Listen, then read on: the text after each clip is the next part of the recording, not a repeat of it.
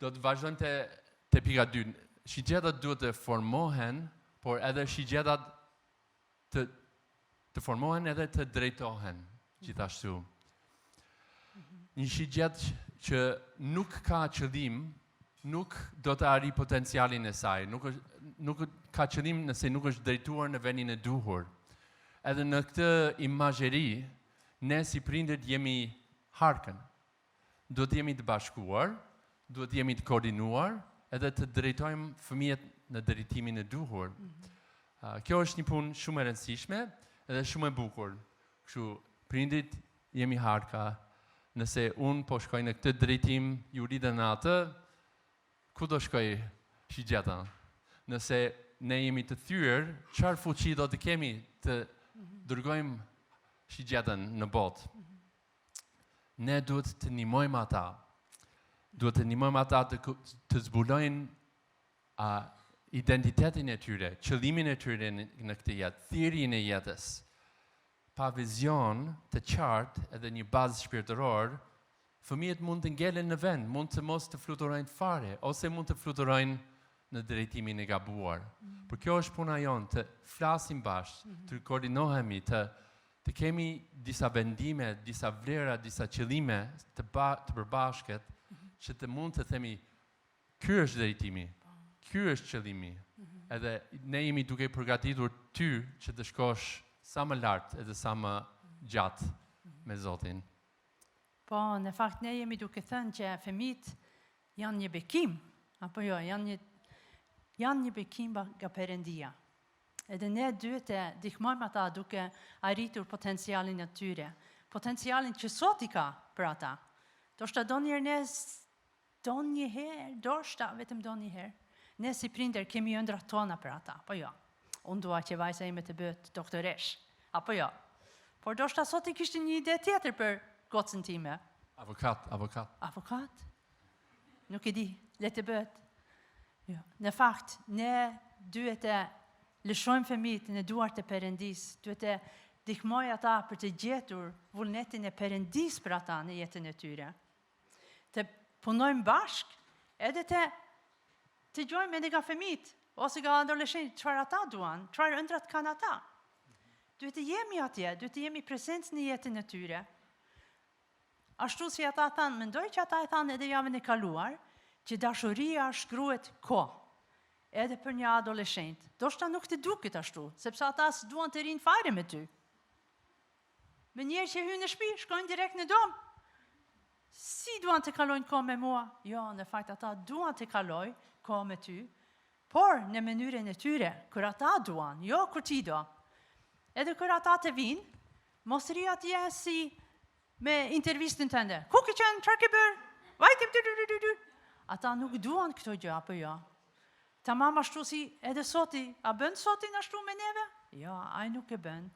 Ai na do edhe na ka dhënë liri. Ne duhet të tregojmë ata falje. Ne duhet të tregojmë ata si duket jeta me Perëndin. Tani ku janë adoleshent, nuk mund të prinderojmë ata si kur ishin 2 vjeçar, edhe në qoftë ata duken si janë 2 vjeçar, sepse ashtu duken ndonjëherë, apo jo? Shpresoj që mos na dëgjojnë tani. Po shiko, diktatura ka baruar. Koha e diktaturës është bërë. Nuk mund të vazhdojmë me diktaturën në shtëpi. Ne duhet të japim liri. Ne duhet të besojmë, ne duhet të ndërtojmë besim tek ata, edhe të japim atyre liri për të bërë gjërat e tyre. Po. Amen. Thonë gjithë rinjtë. Jo, për është e rëndësishme të shikojmë ata jo si fëmijë të mëdha, por si të rritur që janë duke u rritur. Thuaj edhe një herë? Si mund të edhe? Po. Jo si fëmijë me trup madh, por si të rritur që janë duke u rritur. Edhe mendoj tek një pjetri, është një pasazh shumë e bukur. Ndoshta nuk është shkruar fiks për prindërit, por mund ta aplikojmë në këtë situatë gjithashtu. Pjetri shkruan tek kapitulli 5 vargje 2 deri në 4, ai thotë: ruani tufën e Perëndis që është midis jush, tufën e familjes, se jemi si një kishë të vogël, pak a shumë. Ruani tufën e Perëndis që është midis jush, duke e mbikëqyrur jo me detyrim, por me dëshirë. Jo për përfitim të pandershëm, por me vullnet të mirë. Dhe jo si zotërues mbi ata që ju janë besuar, por duke u bërë shembull për tufën.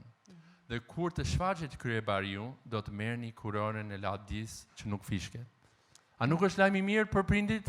Do të ketë një çmim në fund, kurorën e lavdis nga kryebariu, nëse bëjmë këtë punë si barind për tufën tonë, për familjen tonë. Kishe gjë? Po, në fakt mua me pëlqen shumë, sepse me duket shumë praktike. Kjo është Bibla. Edhe Bibla thot, si duhet e merremi me adoleshentët. Oshta do të ishte mirë që ata, ose nuk e di, ata mund të mësojnë këto vargjet përmendesh, oshta do të përdorin kundra nesh. Por, mendoj që është një mesazh shumë e bukur. Bibla çan kokën për neve si prindër. Edhe kur ne jemi duke kaluar këto fazë e vështirë në jetën tona, sot i prap ka ide për neve dhe ai do që ne të kemi sukses në këto fushë. Kështu një nga mënyra më të fuqishme që mund të drejtojmë shigjetan është të japim shembullin e mirë. Edhe të jemi të bashkuar në këtë gjë.